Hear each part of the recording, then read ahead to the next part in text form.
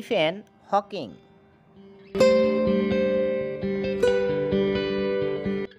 তিনি একজন তাত্ত্বিক পদার্থবিদ, মহাবিশ্ববিদ, লেখক, বিজ্ঞান জনপ্রিয়কারী, কেমব্রিজ বিশ্ববিদ্যালয়ের তাত্ত্বিক মহাকাশবিদ্যা বিভাগের পরিচালক এবং প্রফেসর।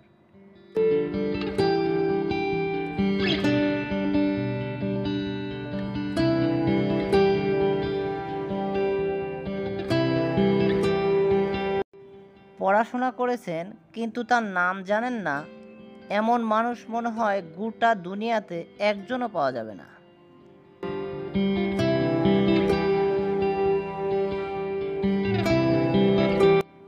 বিংশ এবং একাবিংশ শতাব্দীর অন্যতম সেরা মেধাবী এই মানুষটার নাম স্টিফেন উইলিয়াম হকিং।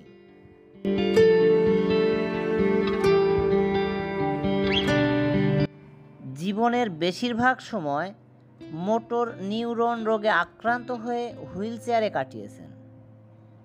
তীব্র নিউমোনিয়ায় আক্রান্ত হয়ে বাকশক্তি হারিয়েছেন। তারপরও তার অর্জনের খাতা আমাদের চেয়ে অনেক বেশি মহিমান্বিত।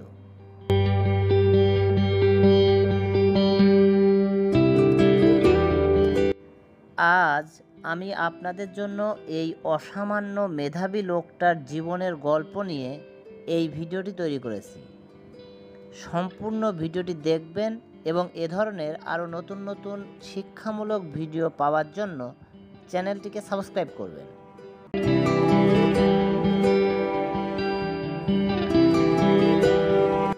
জন্ম ও শৈশব।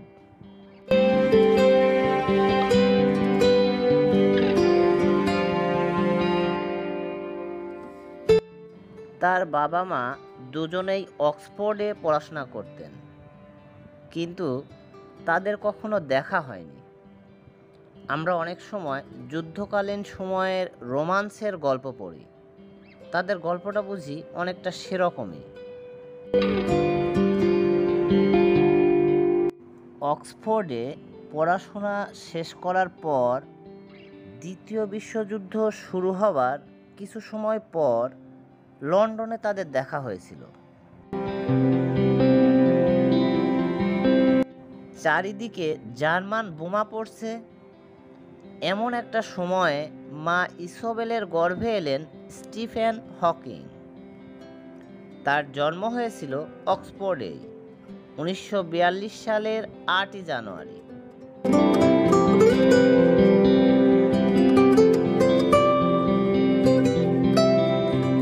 জন্মের আগেই গর্ভবতী মা লন্ডন ছেড়ে অক্সফোর্ডে চলে এসেছিলেন, কারণ লন্ডনে তখন প্রায়ই সাইরেন বাজে, বোমারও বিমান আসছে সেই সাইরেন।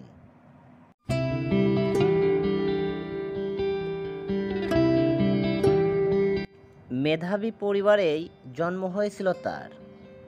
মা বাবা ছেলেমেয়েদের পড়াশোনার দিকে বেশ মনোযোগও দিয়েছিলেন।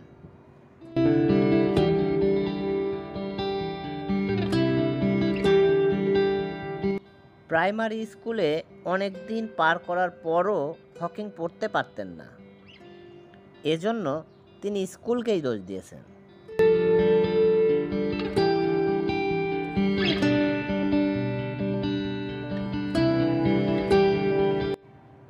অবশ্য সেটা কেটে গিয়েছিল কয়েক বছরের মধ্যেই। ইন্টারমিডিয়েটও পাশ করে ফেলেছিলেন অন্যদের চেয়ে 1 বছর আগেই প্রধান শিক্ষকের বিশেষ অনুমতি নিয়ে।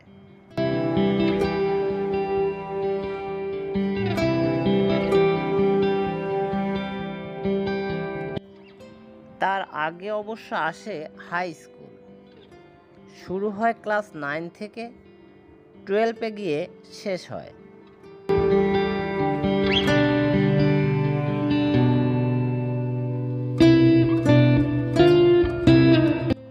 বাবা চেয়েছিলেন নামকরা ওয়েস্টমিনিস্টার স্কুলে পড়াতে, কিন্তু বিধিবাম স্কলারশিপের জন্য একটা পরীক্ষা দিতে হয়, আর সেই পরীক্ষার দিন হকিং অসুস্থ হয়ে পড়লেন। পরীক্ষা আর দেয়া হলো না।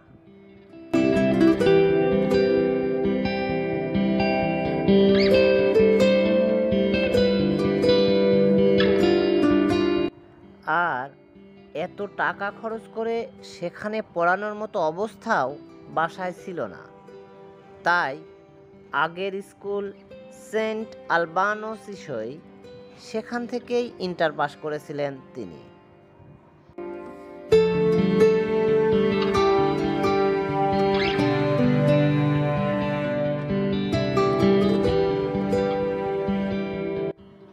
আরেকটা জিনিস, স্কুলে অনেকেই তাকে আইনস্টাইন বলে ডাকতো।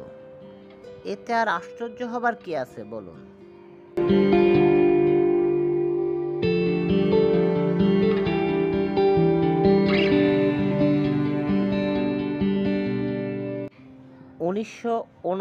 সাল, হকিংয়ের বয়স তখন 17 বছর। তার বাবা মা অক্সফোর্ডে পড়েছিলেন। ইউরোপ আমেরিকাতে একটা জিনিস খুব বেশি চলে, বাবা মা চায় তাদের সন্তান তাদের ইউনিভার্সিটিতে পড়ুক, তারা যে হাউজে থাকতেন সেই হাউজেরই সদস্য হোক।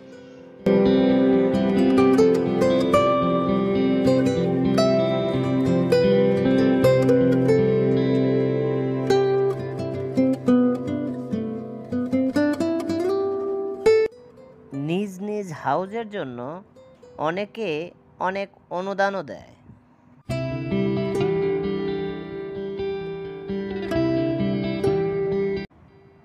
বাবা চাইলেন, তুমি আমার ছেলে, তুমি আমার মতো ডাক্তারি পড়বে।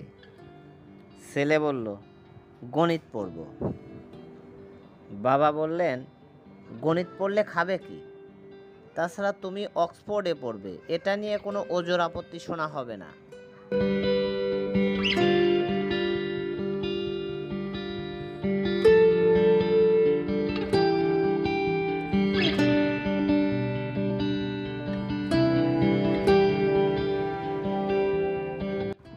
অক্সফোর্ডে গণিত বলে কোনো বিষয় নেই। ওই আমলে অক্সফোর্ডে ম্যাথমেটিক্স ছিল না। ছেলে বলল, আচ্ছা অক্সফোর্ডে পড়ব, কিন্তু ডাক্তারি পড়ব না, ফিজিক্স কেমিস্ট্রি পড়ব, এটা নিয়ে কোনো ওজোর আপত্তি শোনা হবে না।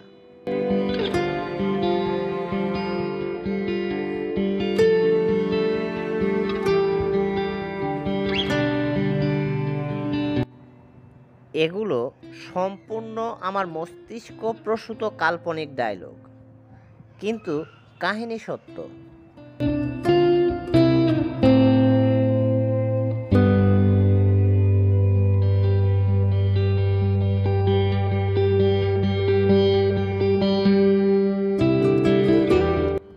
তরুণ হকিং আইনস্টাইন ডাকনামটার নামকরণের সার্থকতা যাচাই করে যাচ্ছিলেন অক্সফোর্ডে এসেও।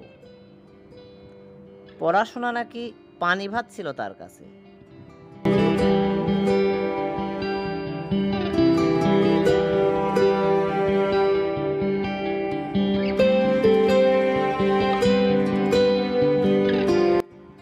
তাকে পদার্থবিজ্ঞানের একাডেমিক কোনো সমস্যা দিলেই সমাধান হাজির, এটা তার তৎকালীন প্রফেসর রবার্ট বারম্যানের মন্তব্য।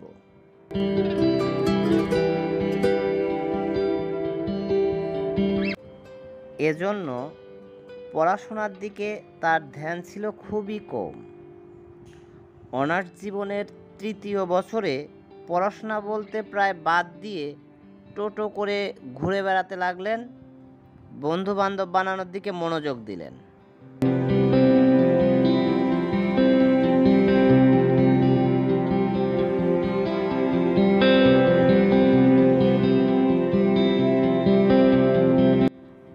চতুর্থ বছরে ফাইনাল পরীক্ষার ফলাফল এমন হলো যে ফার্স্ট ক্লাস নাকি সেকেন্ড ক্লাস সেটা নির্ধারণের জন্য ভাইবা প্রয়োজন হলো।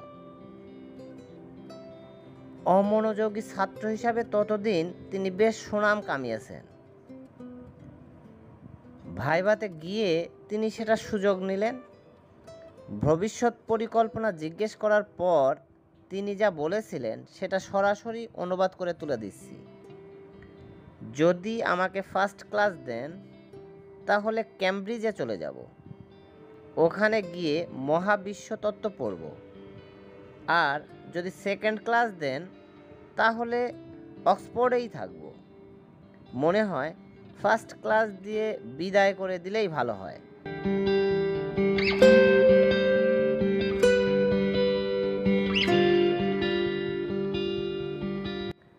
তিনি ভাইবা বোর্ডে শ্রদ্ধা অর্জন করলেন, ফার্স্ট ক্লাস পেলেন, ইরান থেকে ঘুরে এলেন, শুরু করলেন ক্যামব্রিজের পিএইচডি জীবন।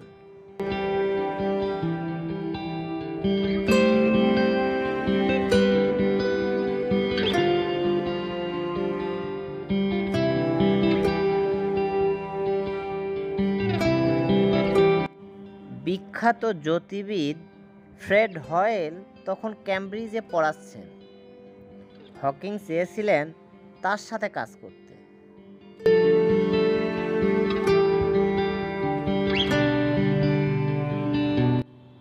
কিন্তু তাকে সুপারভাইজার হিসাবে পাওয়া গেল না। হয়েল অনেক ব্যস্ত ছিলেন, এটা একটা কারণ হতে পারে।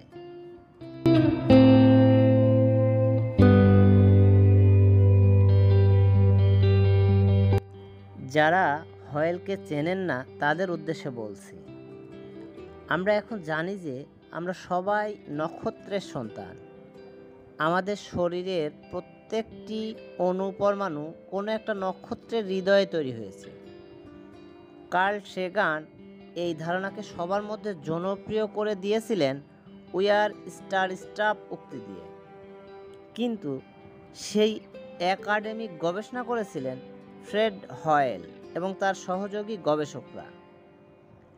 B2FH পেপার লিখে গুগল করলেই আর্টিকেলটা পেয়ে যাবেন।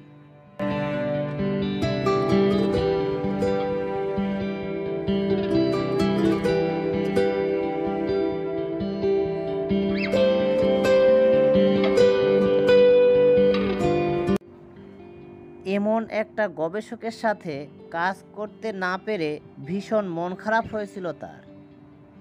তবে তিনি যাকে পেয়েছিলেন সেটা হকিংয়ের জন্য অনেক বড় হবে একদিন।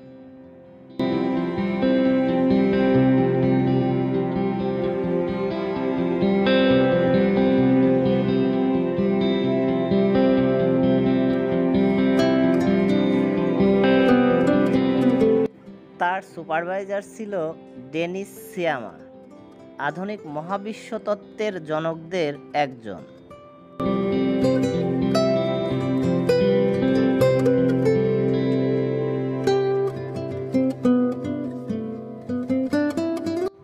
তার সাথে কাজ করতে গিয়ে প্রথম দিকে নিজের গণিত জ্ঞান নিয়েও ঠোকর খাচ্ছিলেন স্টিফেন হকিং।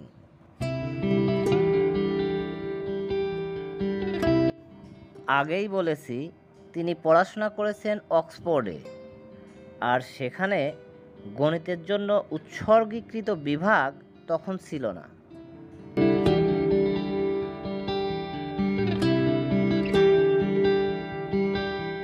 তবুও সাধারণ আপেক্ষিকতা আর মহাবিশ্ব তত্ত্ব নিয়ে কাজ শিখে নিতে লাগলেন তিনি।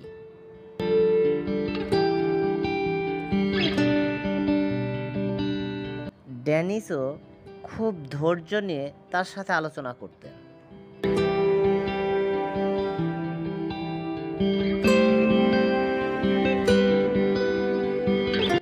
এমন সময় তার বোনের একটা বন্ধু জেইন ওয়াইল্ডের সাথে তার দেখা হলো।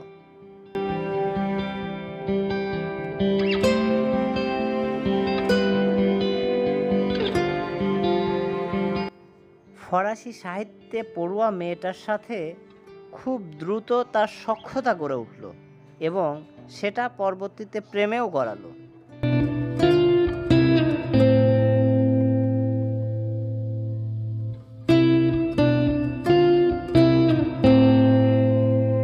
এই মেয়েটা না থাকলে হকিং হয়তো হকিং হয়ে উঠতেন না।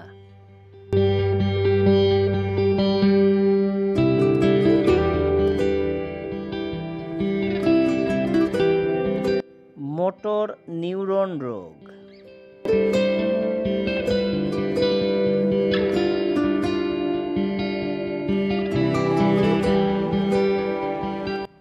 পেশি নাড়ানো যায় না, আস্তে আস্তে শরীর দুর্বল হতে থাকে, শারীরিকভাবে অথর্ব হয়ে পড়ে রোগী, কথা বলা অসম্ভব হয়ে যায়, খাবার গেলা যায় না, আস্তে আস্তে নিঃশ্বাসও আটকে যেতে থাকে। কারণ এই রোগে পেশি নাড়ানোর জন্য যে নিউরনগুলো দায়ী সেগুলার মৃত্যু ঘটতে থাকে আস্তে আস্তে। এই রোগের নাম মোটর নিউরন রোগ।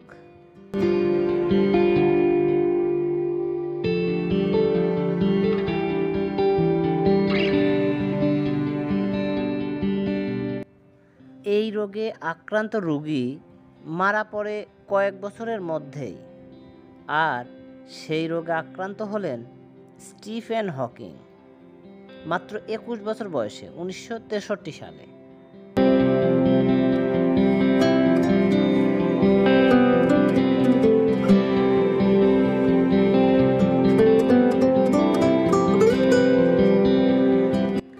ডাক্তাররা বলল হাতে আর মাত্র 2 বছরের মতো সময় আছে।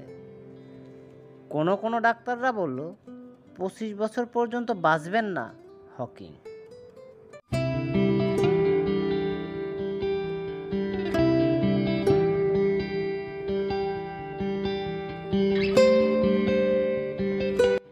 এটা জানার পর মানসিকভাবে ভেঙে পড়লেন তিনি, পড়াশোনাও ছেড়ে দিতে চাইলেন।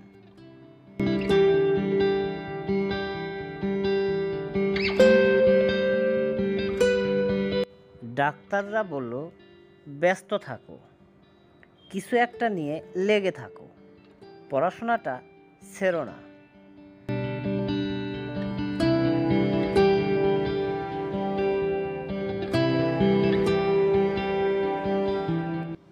তার সুপারভাইজার ডেনিস সিয়ামাও বললেন, এসো, আমি জানি তুমি পারবে।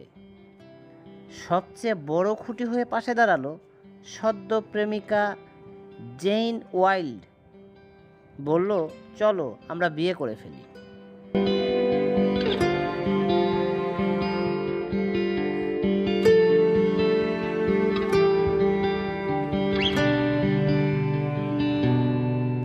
স্টিফেন হকিং সেই সময়ের কথা রোমন্থন করে বলেছিলেন, আমাদের বাগদান আমাকে বেঁচে থাকার রসদ জুগিয়েছিল। 1965 সালে দুজন বিয়েও করে ফেললেন।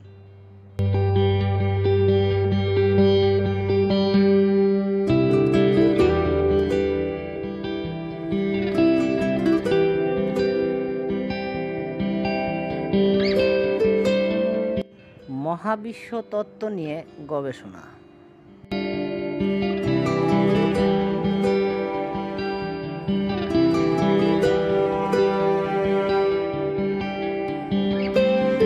যখন স্টিফেন হকিং আবার গবেষণায় ফিরেছিলেন, তখন তিনি ঠিকমতো কলমটাও ধরতে পারতেন না।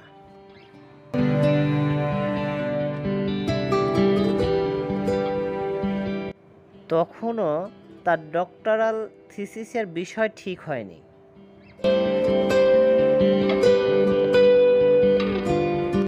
তখন তিনি একটা বিষয়ে আগ্রহ খুঁজে পেলেন। রজার পেনরোজ তখন বেশ বিখ্যাত গবেষক ছিলেন। কৃষ্ণ গহ্বর নিয়ে তিনি বেশ চমৎকার কিছু কাজ করেছিলেন।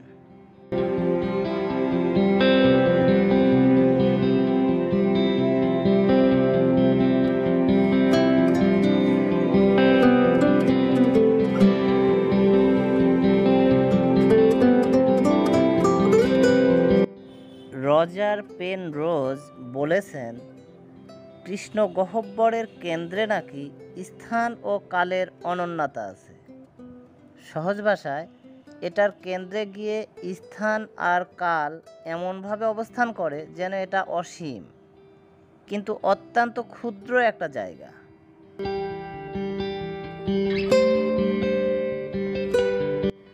অর্থাৎ সেখানে সময় যেন থেমে আছে মহাকর্ষের টানে, আর একই টানে স্থানও বেঁকে গিয়ে ক্ষুদ্র হয়ে গেছে ধারণার অতীত একটা অবস্থানে।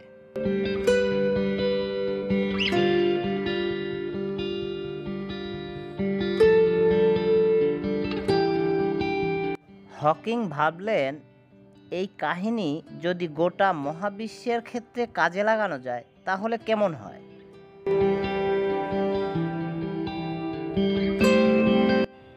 জর্জ লেমিত্র আর এডুইন হাবলের কল্যাণে বৃহৎ বিস্ফোরণ তত্ত্ব ততদিনে অনেক জনপ্রিয়।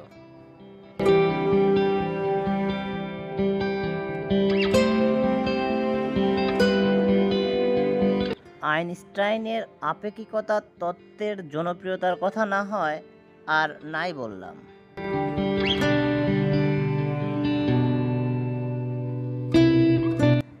এগুলোকে ভিত্তি হিসেবে ধরে তিনি তার থিসিস লেখা শুরু করলেন 1965 সালে, প্রপার্টিজ অফ এক্সটেন্ডিং ইউনিভার্স, অথবা প্রসারণশীল মহাবিশ্বের বৈশিষ্ট্যগুলো। 1966 সালে সেগুলোকে অনুমোদন দেয়া হলো। পেনরোজ স্বয়ং তার থিসিস কমিটিতে ছিলেন।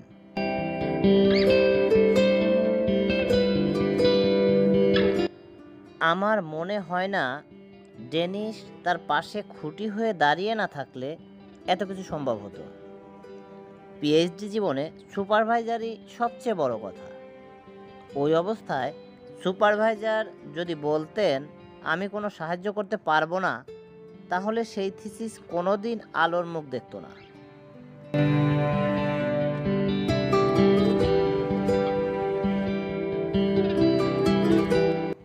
সেই সময়টাতে চলাচলের জন্য হুইল চেয়ার ছাড়া আর কোনো উপায় ছিল না তার। বাকি জীবনটা হুইল চেয়ারেই কাটাতে হবে তাকে।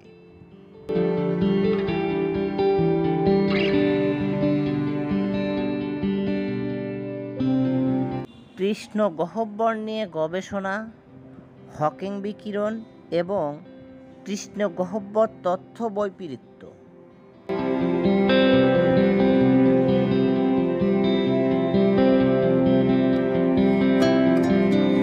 পিএইচডি শেষে তিনি ক্যামব্রিজে পেনরোজের সাথেই কাজ শুরু করলেন। 1970 সালে পেনরোজ এবং তিনি মিলে প্রমাণ করে দেখালেন যে আমাদের এই ব্রহ্মাণ্ড কোনো এক অনন্যতা থেকেই শুরু হয়েছে।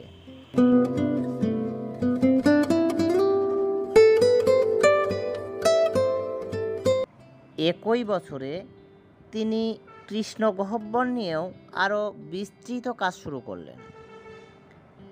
তিনি প্রস্তাব করলেন যে কৃষ্ণ গহ্বরের ঘটনা দিগন্ত বা ইভেন্ট হরাইজন সময়ের সাথে ছোট হয় না, যেখানে ঢুকে গেলে আর মুক্তি নেই, গহ্বর আপনাকে শুষে নেবেই সেটা।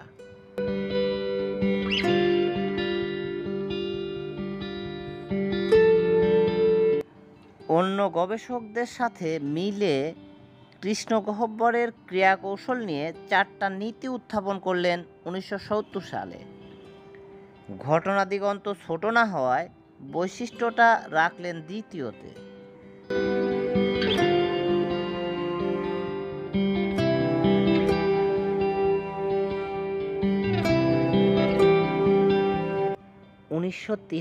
সালে জর্জ অ্যালিসের সাথে যুগ্ম লেখক হিসেবে তিনি প্রথম বই প্রকাশ করলেন। বইটির নাম the large scale structure of speech time.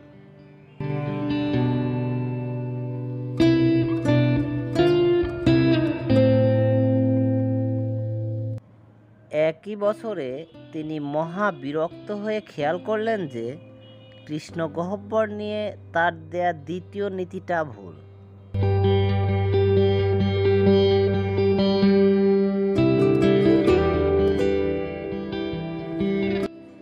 কারণ কিছু রাশিয়ান গবেষকরা দেখিয়েছেন যে হাইজেনবার্গের অনিশ্চয়তা নীতি অনুসারে ঘূর্ণয়নরত কৃষ্ণ গহ্বর থেকে কণা নির্গত হবার কথা।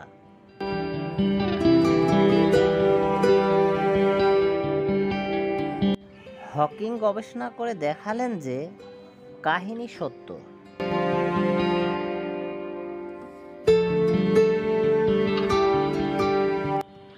1974 সালে তিনি বললেন, কৃষ্ণগহ্বর থেকে বিকিরণ হয় এবং এটা ততদিন চলবে যতদিন এটা শক্তি শেষ না হয়, যতদিন এটা বিকিরণ করতে করতে উবে না যায়।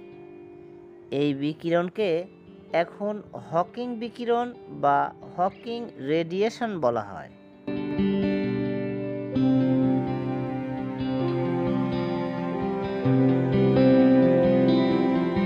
1981 সালে তিনি প্রস্তাব করলেন যে বিকিরণ করতে করতে যখন কৃষ্ণগহ্বর উবে যায় তখন এর ভিতরের তথ্যগুলোও হারিয়ে যায়।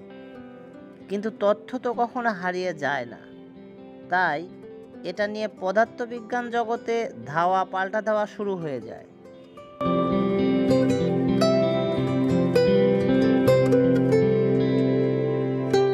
বাকশক্তি হারিয়ে ফেলা।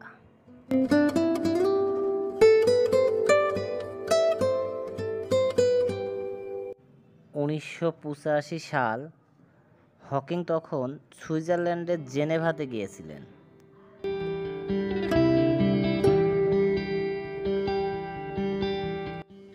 সেখানে তিনি নিউমোনিয়ায় আক্রান্ত হন। ভয়াবহ শারীরিক অবস্থা হয়েছিল তার। লাইফ সাপোর্ট দিয়ে বাঁচিয়ে রাখা হয়েছিল।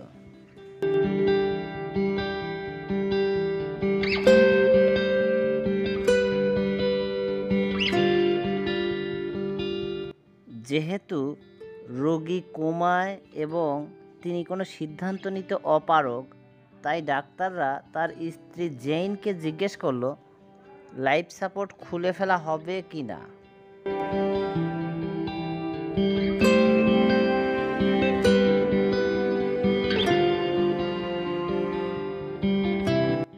এই নারীর প্রচণ্ড মনোবলে হকিং সেই যাত্রায় বেঁচে ফিরে এসেছিলেন।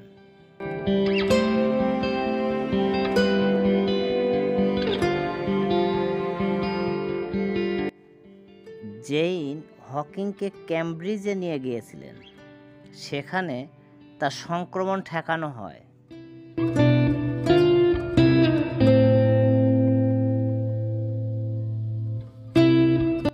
কিন্তু তিনি নিঃশ্বাস নিতে পারছিলেন না, তাই হকিংয়ের শ্বাসনালী কেটে সেখানে টিউব বসানো হয়।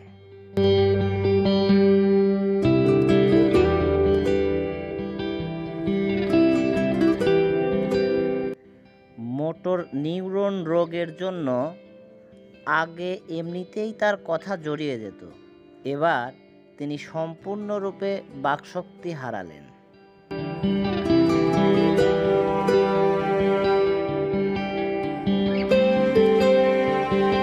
প্রথমে কিছুদিন তিনি বানান কার্ড ব্যবহার করে যোগাযোগ করতেন। তাকে একটা একটা অক্ষর দেখানো হতো, তিনি সেটা বলতে চাইতেন, সেটাতে এসে থামলে ভুরু উঁচু করতেন।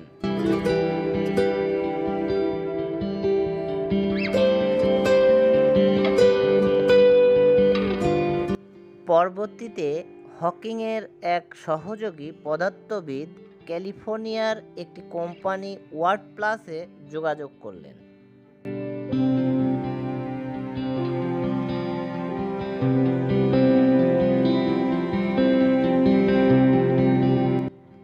এই কোম্পানি কম্পিউটার আর হাতের মধ্যে রাখা ক্লিকার ব্যবহার করে শব্দ আর বাক্য বানানোর মতো সফটওয়্যার প্রযুক্তি বানিয়েছিল সেখানকার মিইও ওয়াল্টার।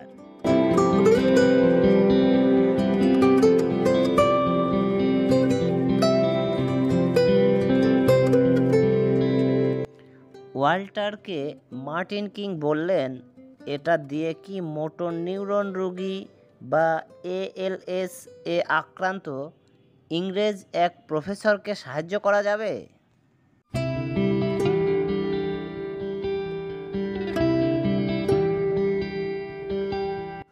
ওয়াল্টার সাহেব সাথে সাথে জিজ্ঞেস করলেন, আপনি কি স্টিফেন হকিং এর কথা বলছেন? কিং বললেন, অনুমতি ছাড়া তার নামটা বলা যাবে না।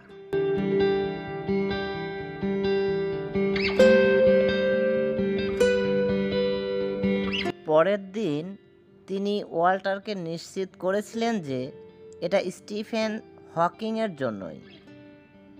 ওয়াল্টার ALS বা মোটর নিউরন রোগে আক্রান্ত শাশুড়ির জন্য এটা বানিয়েছিলেন। তিনি জানিয়ে দিলেন, যা যা দরকার সবই পাঠিয়ে দিব।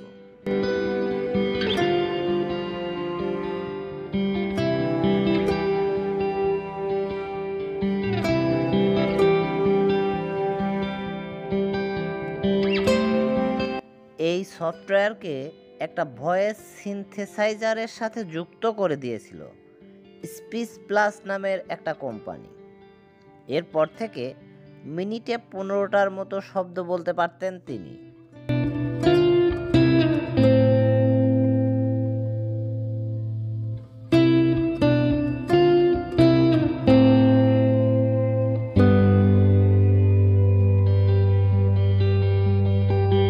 A brief history of time, কালের সংক্ষিপ্ত ইতিহাস।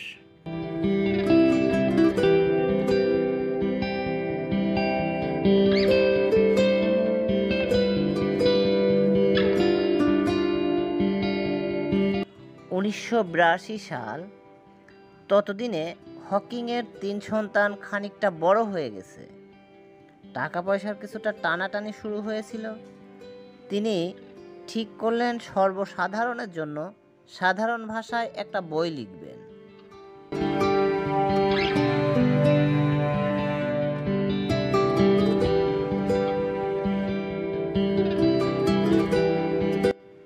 বইটার প্রথম খসড়া প্রস্তুত হয়ে গিয়েছিল 1984 সালেই, বাকশক্তি হারানোর 1 বছর আগে।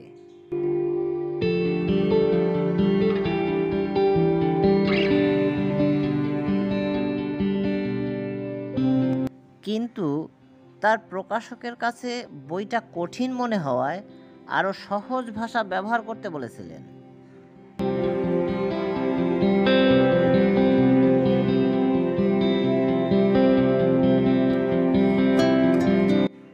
সিনথেসাইজার দিয়ে কথা বলতে পারার সাথে সাথেই তিনি সেই কাজটা শুরু করলেন। তিনি যতই সহজ করেন, প্রকাশক সন্তুষ্ট হন না। দিন যায়, প্রকাশক বলতে থাকে, এই জায়গাটা আরেকটু সহজ করো।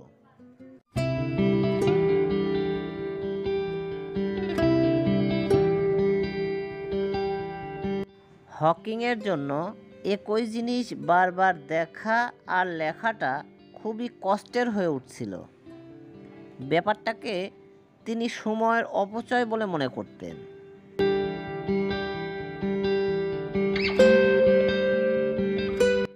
কিন্তু প্রকাশক পেছনে পড়েছিলেন। অবশেষে 1988 সালে বইটা প্রকাশিত হলো।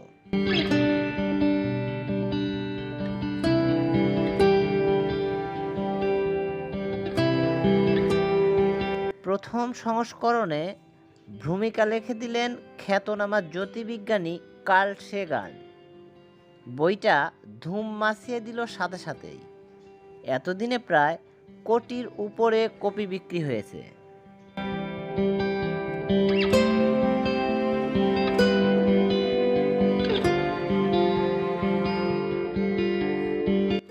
বলতে গেলে ওই সময় তিনি রাতারাতি সুপারস্টার হয়ে যান।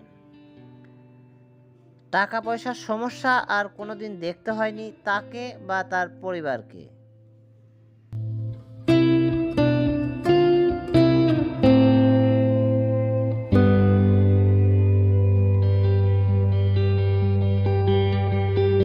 তবে ব্যক্তিগত জীবনের সমস্যায় ভুগছিলেন তিনি। দাম্পত্য জীবনে বেশ অসুখী ছিলেন তিনি। তাদের মধ্যে ভালোবাসা ছিল ঠিকই, কিন্তু একসাথে থাকার সম্ভব হচ্ছিল না তাদের।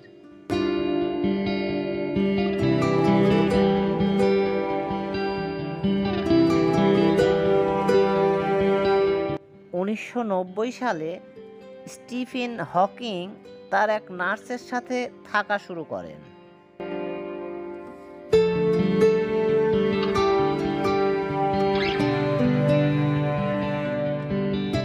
উনিশশো 1995 সালে জেইনের সাথে তার ডিভোর্স হয়ে যায় আর সেই নার্সকে বিয়ে করেন স্টিফেন হকিং।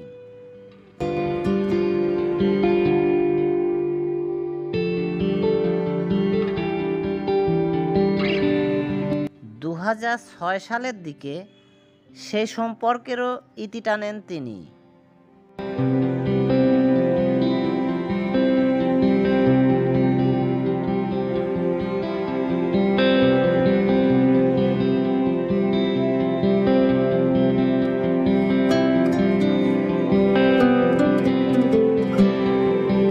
পরবর্তীতে জেইনের সাথে পুনরায় বন্ধুত্বপূর্ণ সম্পর্ক গড়ে তোলেন স্টিফেন হকিং। জেইন আগেই একটা বই লিখেছিলেন, music to move the stars.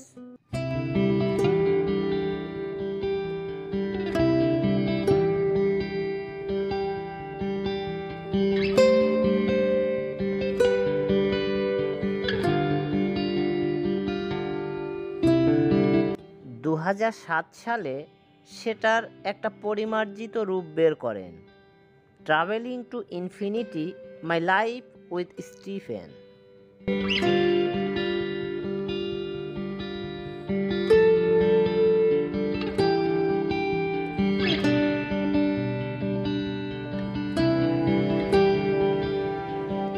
আস্তে আস্তে যে আঙ্গুল দিয়ে ক্লিকার ব্যবহার করতেন সেটাও অমার হয়ে যেতে লাগলো।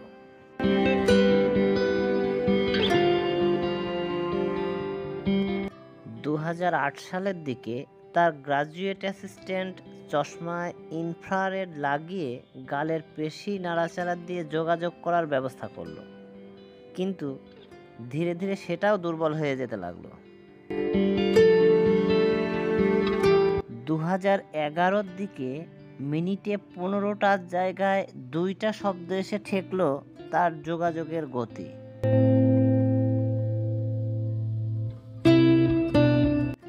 তিনি ইন্টেলকে চিঠি লিখলেন ওরা কোনো সাহায্য করতে পারবে কি না জানতে চেয়ে।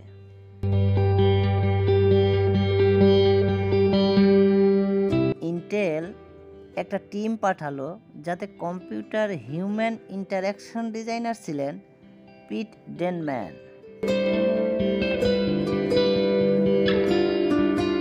পিট ডেনম্যান নিজেও হুইল চেয়ার ব্যবহার করতেন। ঘাড় ভেঙে যাওয়ার পর যখন তাকে হুইল চেয়ার আটকে পড়তে হয়েছিল, তখন তার মা তাকে কালের সংক্ষিপ্ত ইতিহাস বইটা দিয়ে বলেছিলেন হুইল চেয়ারে বসেও মানুষ চমৎকার সব কাজ করতে পারে।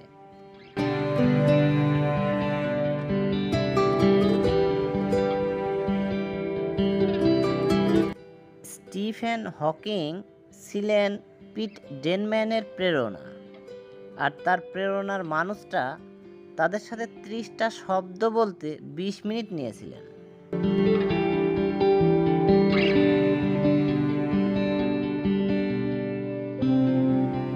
অনেক সাধনার পরে তারা এমন এক ব্যবস্থা করলেন যাতে তাকে কোনো শব্দ টাইপ না করতে হয়, বরং তিনি যাতে দেখানো শব্দগুলো থেকে দ্রুত বাছাই করতে পারেন তার গালের পেশি দিয়েই। বারবার তারা সেটার ইন্টারফেস পাল্টেছেন যাতে তিনি অপেক্ষাকৃত দ্রুত শব্দ বাছাই করতে পারেন।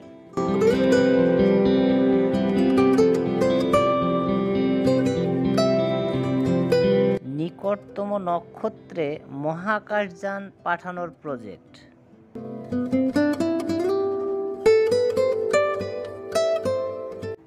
রাশিয়ান পদার্থবিদ ও ব্যবসায়ী ইউরি মিলনার মিলে মহাকাশ গবেষণা ব্রেক থ্রু ইনিশিয়েটিভ নামক সংস্থা স্থাপন করেছিলেন 2015 সালে।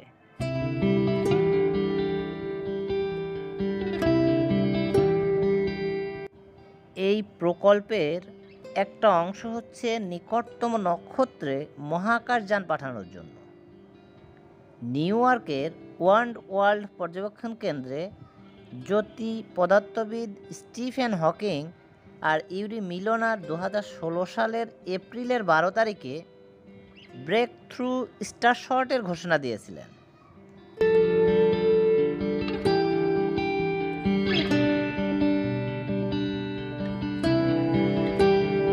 মার্ক জুকারবার্গও তাদের এই প্রচেষ্টার অর্থাৎ ব্রেক থ্রু স্টারশটের বোর্ডে যুক্ত হয়ে সমর্থন জানিয়েছিলেন।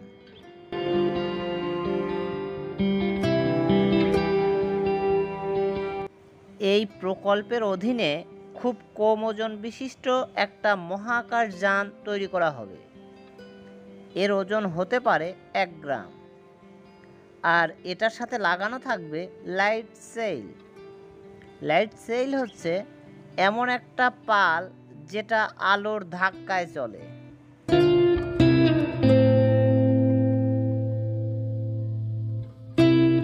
স্টিফেন উইলিয়াম হকিংয়ের কিছু ধর্মবিশ্বাস নিয়ে আলোচনা।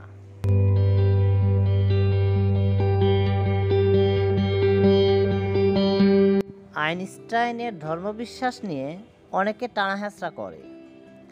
আইনস্টাইন প্রচলিত কোনো ধর্মের ঈশ্বরে বিশ্বাস না করলেও বারংবার মহাবিশ্বের ঐক্যতানকে ঈশ্বরের নাম নিয়ে উক্তি দিয়েছেন।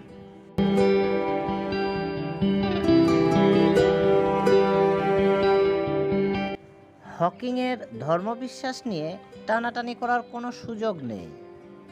অবশ্য সেটা সাম্প্রতিক সময়ে।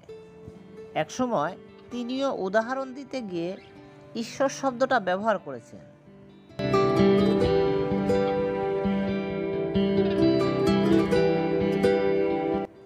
কালের সংক্ষিপ্ত ইতিহাসে তিনি লিখেছেন, যদি কোনো দিন আমরা একটা পূর্ণাঙ্গ তত্ত্ব আবিষ্কার করতে পারি, সেটা হবে মানুষের যুক্তি ক্ষমতার সর্বোচ্চ বিজয়, আর সেদিন আমরা ঈশ্বরের মন বুঝতে পারব।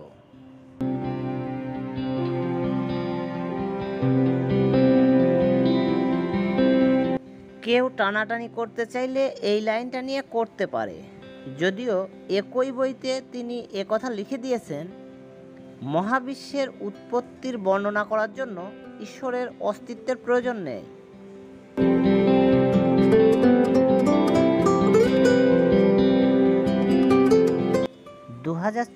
সালে এটাকে আরও খোলাসা করে বলেছেন, ঈশ্বরের মন বুঝতে পারা বলতে আমি বুঝিয়েছি, যদি কোনো ঈশ্বর থেকে থাকে যা আসলে নেই, তাহলে সেই ঈশ্বরের যা যা জানার কথা আমরা তাই জানব।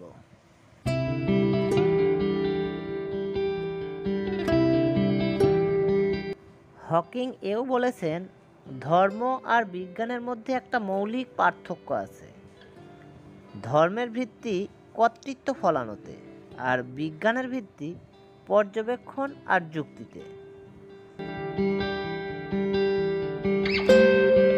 জয় হবে বিজ্ঞানেরই, কারণ এটা কার্যকর। স্বর্গ বা পরকালকে তিনি রূপকথার গল্প বলে অভিহিত করেছেন। তিনি বলেছেন, আমাদের জীবন একটাই, এই এক জীবনেই ব্রহ্মাণ্ডের মহান নকশার কদর করতে হবে, আর সেই জীবন পেয়েছি বলে আমি কৃতজ্ঞ।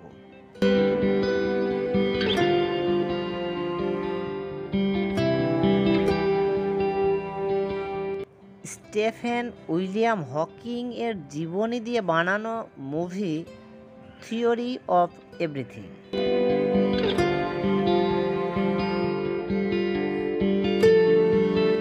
হকিংয়ের প্রথমা স্ত্রী একটি বই লিখেছিলেন, travelling to infinity, my life with Stephen.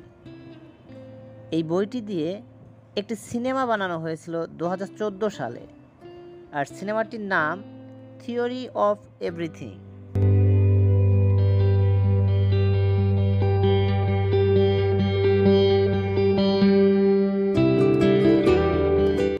Stephen সেই সিনেমাটা দেখে খুবই অভিভূত হয়ে গিয়েছিলেন।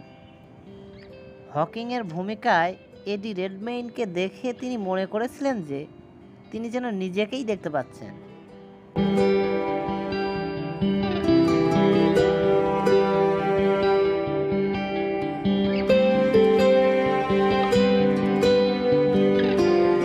সিনেমাটা আসলেই চমৎকার, আর এডি রেডমেইন একটা অস্কারও জিতে নিয়েছিলেন হকিংয়ের ভূমিকায় অভিনয় করার জন্য।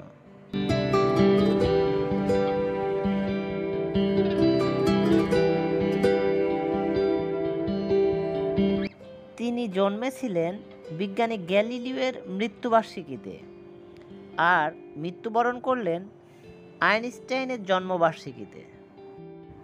2018 সালের 14 মার্চ স্টিফেন হকিং ইংল্যান্ডের ক্যামব্রিজে মৃত্যুবরণ করেন।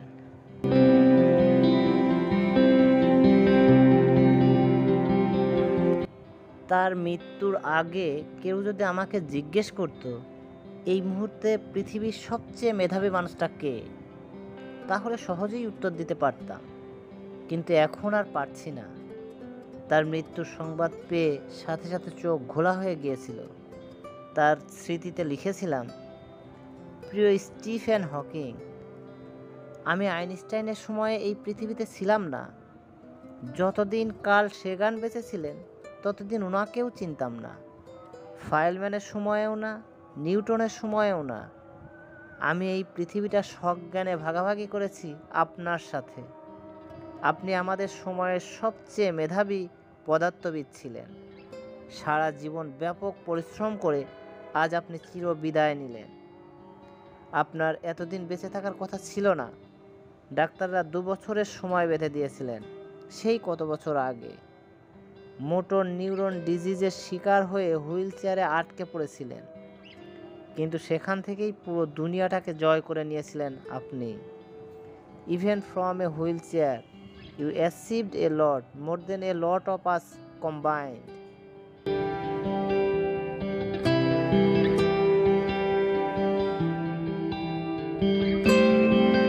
স্টিফেন উইলিয়াম হকিং, আপনার জীবন এবং কাজের প্রতি শ্রদ্ধা রইল।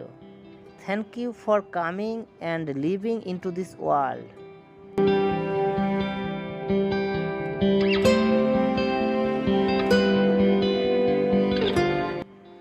1985 সালে মৃত্যুর মুখ থেকে ফিরে আসেন হকিং।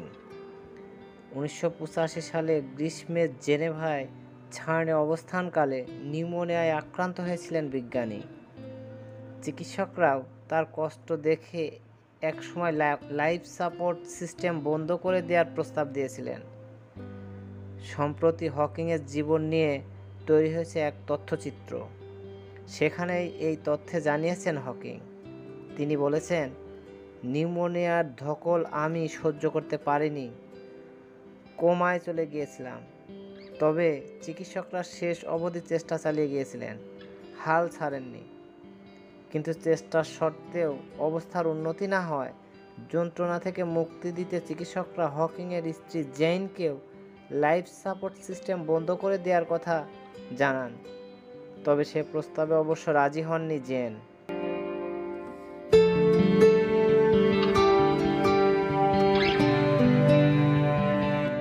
পাঁচ দশক ধরে মোটর নিউরনের ব্যাধির শিকার জগৎ বিখ্যাত এই পদার্থবিদ। বিশেষজ্ঞদের মতে এই রোগে আক্রান্ত রোগীরা সর্বোচ্চ বছর 5 বাঁচেন। তথ্যচিত্রে তুলে ধরা হয়েছে রোগের সঙ্গে হকিংয়ের লড়াইয়ের কাহিনী। বেঁচে থাকার জন্য হকিংয়ের আত্মীয় ফিরে এসেছে বারবার।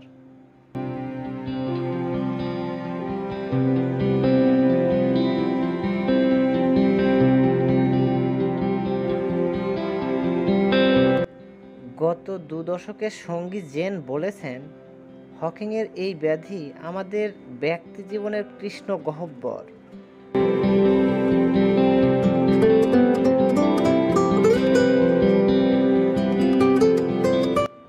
যে গহ্বরে বাঁচার আশা হয়তো তলিয়ে যেতে পারত অনেক আগেই, কিন্তু সম্পর্কের আস্থা আর পরস্পরের প্রতি অগাধ ভালোবাসা তলিয়ে যেতে দেয়নি।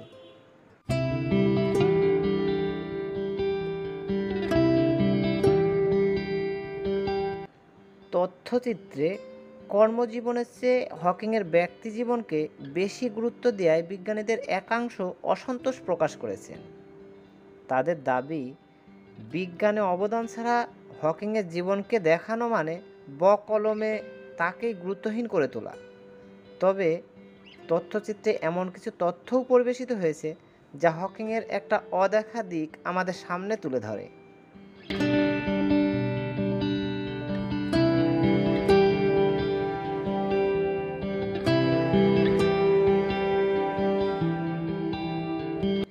1997 সালে ব্ল্যাক হোল বা কৃষ্ণ গহ্বরের বিষয়ে একটি বাজি ধরেছিলেন স্টিফেন হকিং।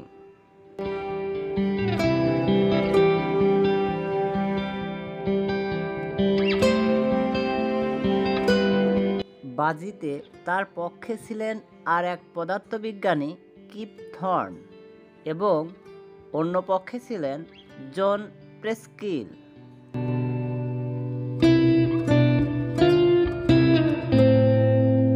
পদার্থবিজ্ঞানের ইতিহাসে এই বাজি থর্ন, হকিং, প্রেস্কিল বাজি নামে পরিচিত।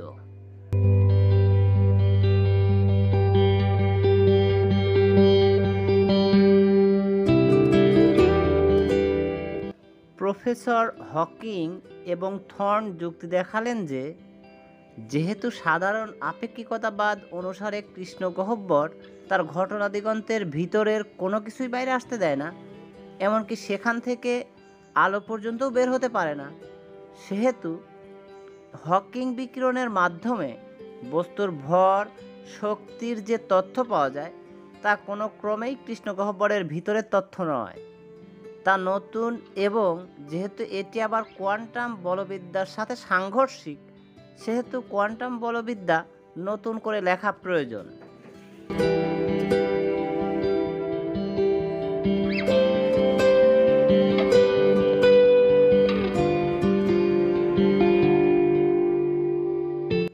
অপরপক্ষে জন প্রেস্কিল যুক্তি দেখালেন যে যেহেতু কোয়ান্টাম বলবিদ্যা বলে যে এই তথ্য কৃষ্ণ গহ্বর দ্বারা উচ্চারিত এমন তথ্য যা কৃষ্ণ গহ্বরের প্রথম দিককার কোনো অবস্থা নির্দেশ করে, এবং সেহেতু সাধারণ অপেক্ষাবাদ দ্বারা নির্ণীত কৃষ্ণ গহ্বরের চলতি ধারণায় পরিবর্তন আনা প্রয়োজন।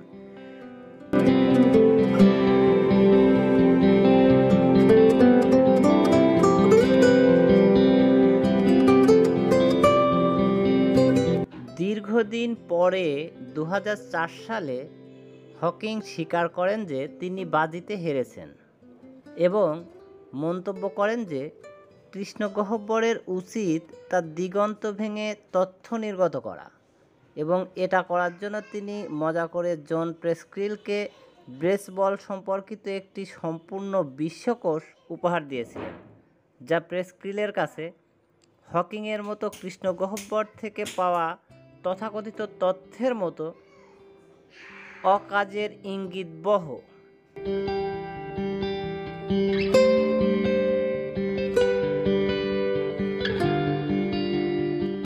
তবে কিপ থর্ন পরাজয় মানেননি এবং বাজিতে তার অংশের পুরস্কার দিতে রাজি হননি।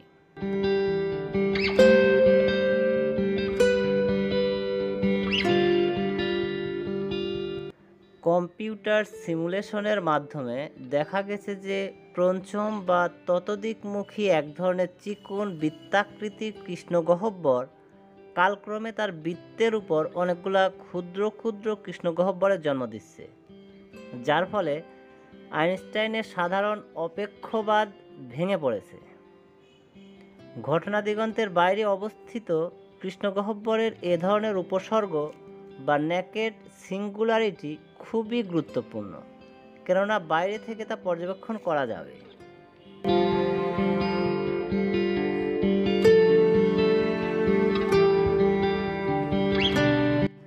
মানবজাতির ভবিষ্যৎ নিয়ে স্টিফেন উইলিয়াম হকিংয়ের চিন্তা।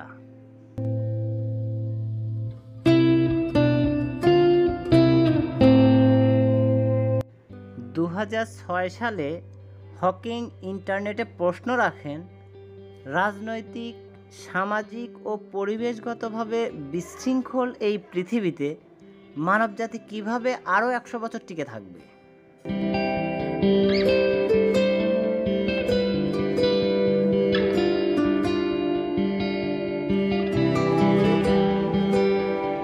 পরবর্তীতে তিনি বিষয়টি পরিষ্কার করে বলেন, আমি এর উত্তর জানি না, এই জন্যই আমি এই প্রশ্নটি করেছি, যাতে মানুষ এই বিষয় নিয়ে ভাবে এবং এখন আমরা যে সমস্যার সম্মুখীন হচ্ছি তা সম্পর্কে সতর্ক থাকে।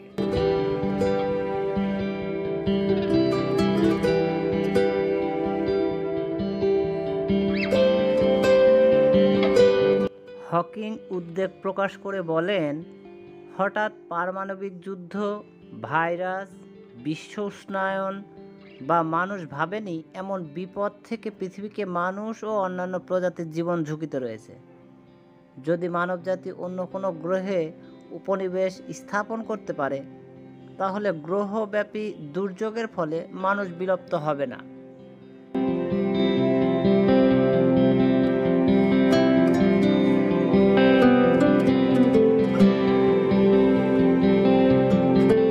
হকিং বিশ্বাস করেন, মানবজাতির ভবিষ্যতের জন্য মহাশূন্যে ভ্রমণ ও মহাশূন্যে উপনিবেশ স্থাপন করার প্রয়োজন।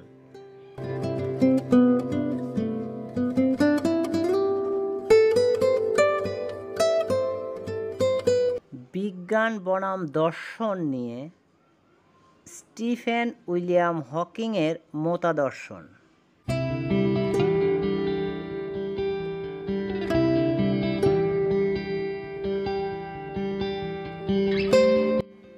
2011 সালে গুগলের জেইটজিস্ট সম্মেলনে হকিং বলেন, দর্শন মৃত।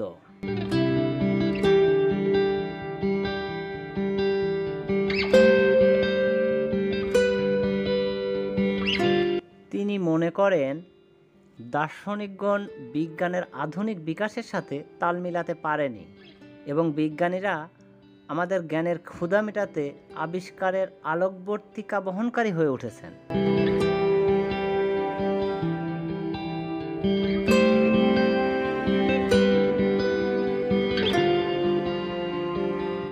তিনি বলেন, দর্শন বিষয়ক সমস্যার সমাধান বিজ্ঞান দিয়ে দেয়া সম্ভব, বিশেষ করে মহাবিশ্বের নতুন ও খুবই ভিন্ন রকমের চিত্র তুলে ধরতে নতুন বৈজ্ঞানিক তথ্যসমূহের ক্ষেত্রে এবং মহাবিশ্বে আমাদের অবস্থান সম্পর্কিত সমস্যা সমাধান প্রদান সম্ভব।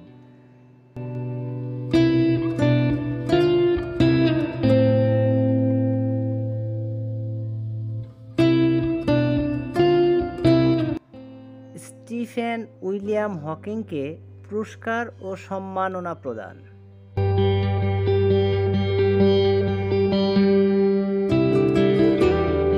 2007 সালের 19 ডিসেম্বর কেমব্রিজ বিশ্ববিদ্যালয়ের তত্ত্বীয় কসমোলজি কেন্দ্রে হকিংয়ের একটি মূর্তি স্থাপন করা হয়।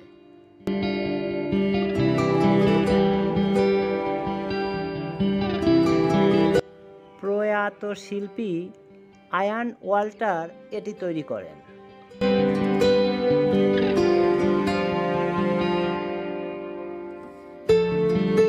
2008 সালের মে মাসে হকিংয়ের আরেকটি আবক্ষিক মূর্তি উন্মোচন করা হয় দক্ষিণ আফ্রিকার কেপটাউনে অবস্থিত আফ্রিকান ইনস্টিটিউট অব ম্যাথমেটিক্যাল সায়েন্সের সামনে।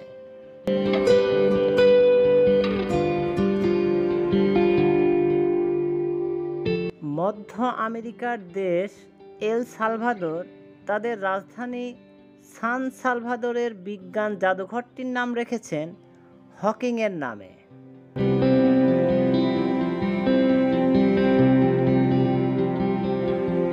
এছাড়াও তিনি তার কর্মক্ষেত্রের অবদানের জন্য অনেক পদক ও পুরস্কার অর্জন করেছেন।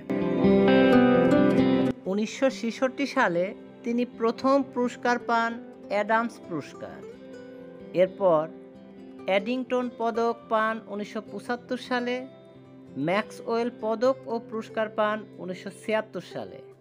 গাণিতিক পদার্থবিদ্যায় ড্যানি হাইনম্যান পুরস্কার পান 1976 সালে, হিউ পদক পান 1976 সালে, আলবার্ট আইনস্টাইন পদক পান 1978 সালে, রয়্যাল অ্যাস্ট্রোনমিক্যাল সোসাইটি স্বর্ণপদক পান 1985 সালে, ডিরাক পুরস্কার 1987 সালে, তিনি উলুফ পুরস্কার পান 1988 সালে, প্রিন্স অব অ্যাস্টুরিয়াস পুরস্কার পান 1989 সালে, অ্যান্ড্রু গেম্যান্ট পুরস্কার পান 1998 সালে।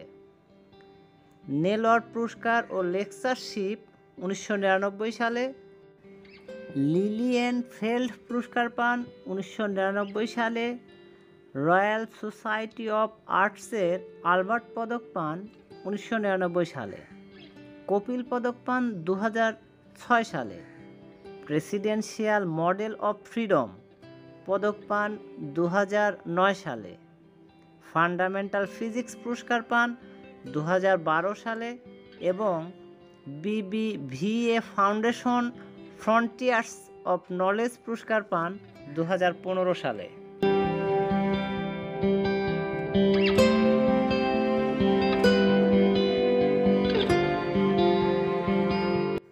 বিজ্ঞান মনস্ক কিংবা বিজ্ঞান সচেতন মানুষের কাছে স্টিফেন হকিংকে নতুন করে পরিচয় করিয়ে দেওয়ার মতো কিছুই নেই। পদার্থবিজ্ঞান হিসেবে তিনি একজন জীবন্ত কিংবদন্তি। সকল শারীরিক বাধা উপেক্ষা করেও শুধুমাত্র মস্তিষ্ক ব্যবহার করেই বৈজ্ঞানিক চিন্তাভাবনা করে গেছেন তিনি। বিশ্ববিখ্যাত পদার্থবিজ্ঞানী স্টিফেন উইলিয়াম হকিংয়ের জীবনী বা কার্যপরিধি নিয়ে তৈরি এই ভিডিওটি যদি আপনাদের ভালো লাগে তাহলে অবশ্যই চ্যানেলটি সাবস্ক্রাইব করবেন, যেন এ ধরনের শিক্ষামূলক ভিডিও পোস্ট করার সাথে সাথে সবার আগে আপনি পান। আর যারা পূর্বেই সাবস্ক্রাইব করেছেন তাদেরকে অসংখ্য ধন্যবাদ।